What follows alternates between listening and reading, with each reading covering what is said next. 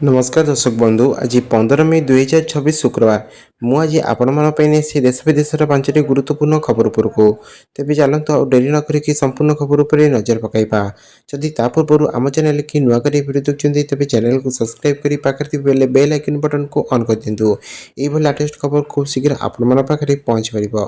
तेज आसुन जाना आज दिन खबर नंबर 1 उपरकू कला कोट पिंधि वकिल साजी हाइकोर्ट में पहुंचले ममता बानार्जी पश्चिमबंगर राजनीति में ममता बानार्जी तांकर अनन्य शैली चर्चा रही था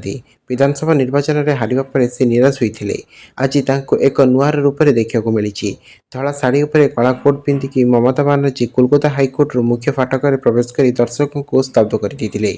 साधारणतः राजनैतिक मंच में भाषण और आक्रामक आचरण पर ममता बहुत जनाशुना एथर से जन वकिल भाव में कोर्ट में हाजर होते निर्वाचन परवर्ती हिंसा सहित जड़ित एक मामला शुणाणी ममता हाइकोर्ट में पहुंचते राजनीति एवं आईन अनन्य मिश्रण सोशल मीडिया रे बहुत द्रुतगति भाइराल होता कोर्ट रे मामलार शुणाणी समय चोर चोर नारा दि जाऊला अनेक लोक यह बंगाल राजनीति एक अनन्य दृश्य बोली कहते निर्वाचन पूर्व व्यक्तिगत भाव में ममता बानार्जी पूर्व निजर प्रतिनिधित्व कर कोर्ट रे हाजर होती किंतु निर्वाचन परवर्ती हिंसा प्रसंग में कोर्ट रे तांकर एभली अभिमुख्य राजनैतिक भाव में गुरुत्वपूर्ण बोली विवेचना करा जाउछि तेबे आसुन जानिबा खबर नंबर 2 पुरको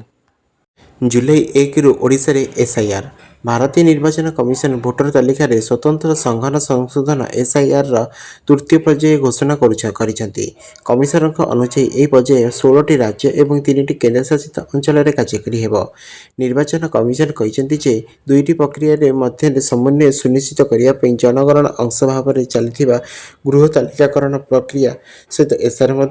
3 कार्यकारी स्थिर कर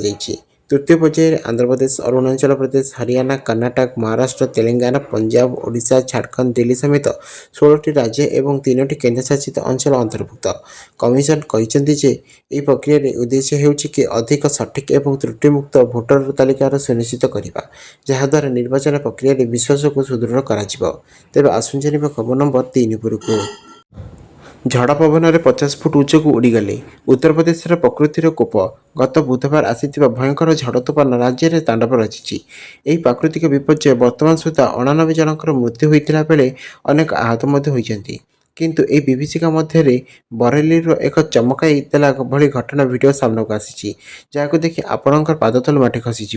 जड़े व्यक्ति पवन में पत्र परी 50 फुट उच्च को उड़ी जाई पुणी तले पड़ते बरेली जिला उमोर अंचल बबियान ग्राम एक अभावन घटना घटी ग्रामर 50 वर्षीय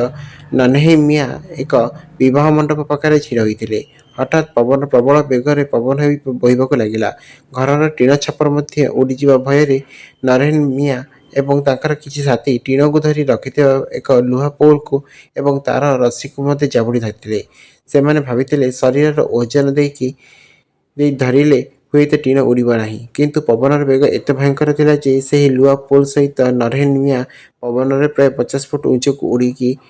टेकी नहीं जाता किसी सेकेंड पर्यंत से शून्य उड़ावा पर पाखे एक बिलर जाकि पड़ते तेज आसुन जानिबा खबर नंबर 4 पुरको रास्तार आउ कहीं पढ़ी पारे नमाज पश्चिमबंग मुख्यमंत्री भाव शपथ नेबा पर एक्शन मोड शुभेन्दु अधिकारी विभाग अधिकारी सहित करुछन्ति घन घन बैठक आउ नौचंती फटाफट एक्शन गत 5 दिन में मुख्यमंत्री नेले 10 बड़ निष्पत्ति जहाँ राज्य में विकास को आगक नेब बोलिक आलोचना होती रही सीमा समस्या आरंभ करके केंद्र सरकार योजना नुआ और सरकार देश में सीमा सुरक्षा प्रति विशेष ध्यान देते 45 दिन भितर बीएमसी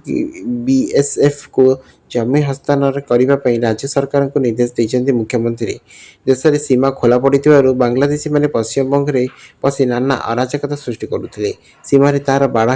बंद ए मुक्ति मिल राज्य एक निर्दिष्ट गोष्ठी आगक सड़क उपर बसी नमाज पढ़ुले एवं ए लगे ब्रेक नुआ सरकार यापर रोक लगाई केवल मस्जिद रे नमाज पठाब यह छड़ा धार्मिक स्थल में जोर रे माइक बजाई पारे ना तेज आसुन जानिबा खबर नंबर 5 पेट्रोल डीजेल को लेकिन भारतर आउ चिंता नहीं पश्चिम एशियार संघर्ष आउ अस्त्रशस्त्र सहित लड़ा जाऊ नहीं बर अहंकार सहित लड़ा जाऊँ समग्र विश्व को यार परिणाम भोगिया पड़ुछि अनेक देश तैल भाव सम्मुखीन होती ଏବଂ ଆର୍ଥିକ କାର୍ଯ୍ୟକଳାପ ବନ୍ଦ ହେବାକୁ ବସିଲାଣି। ଭାରତରେ ପ୍ରଧାନମନ୍ତ୍ରୀ ମୋଦି ପ୍ରକୃତରେ ଜନସାଧାରଣଙ୍କୁ ଇନ୍ଧନ ସଂରକ୍ଷଣ କରିବାକୁ ଅନୁରୋଧ କରିଥିଲା ବେଳେ ଦେଶରେ ଏହାର ରୁଷୀୟ ତୈଳ ଢାଲ ପାଇଁ ଯୋଗାଣ ମଧ୍ୟ ବାଧା ସୃଷ୍ଟି ବିଷୟରେ କୌଣସି ତୁରନ୍ତ ଚିନ୍ତାର ସମ୍ମୁଖୀନ ହେଉନାହିଁ। ସାମ୍ପ୍ରତିକ ରିପୋର୍ଟଗୁଡ଼ିକୁ ସୂଚାଇ ଦିଏ ଯେ ଭାରତ ମେ 16 ପୂର୍ବରୁ ଏକ ରେକର୍ଡ ଭଙ୍ଗ ଗତିରେ ତା'ର ତୈଳ ଭଣ୍ଡାର ପୂରଣ କରିବାକୁ ଦୌଡ଼ କରୁଛି, କାରଣ ବର୍ତ୍ତମାନ ରୁଷୀୟ ତୈଳ ଆମଦାନୀକୁ ସୁବିଧାଜନକ କରିବା ପାଇଁ ଛାଟ ସମୟସୀମା ମଧ୍ୟ ନିକଟତର ହେଉଛି। ଭାରତ ଏହି ସମୟସୀମାକୁ ବୃଦ୍ଧି ପାଇଁ ପ୍ରୟାସ ମଧ୍ୟ ଆରମ୍ଭ କରିଛି। ତେବେ ଏହି ସବୁ ଖବର ଆପଣମାନଙ୍କୁ କେମିତି ଲାଗିଲା ନିଶ୍ଚିନ୍ତ କମେଣ୍ଟ ବକ୍ସ ମାଧ୍ୟମରେ ଜଣାଇବେ। ଭିଡ଼ିଓଟି ଭଲ ଲାଗିଲେ ଲାଇକ୍ କରିକି ସାଙ୍ଗମାନଙ୍କୁ ସେୟାର କରିବା ପାଇଁ ଜମାରୁ ଭୁଲନ୍ତୁନି। ଧନ୍ୟବାଦ।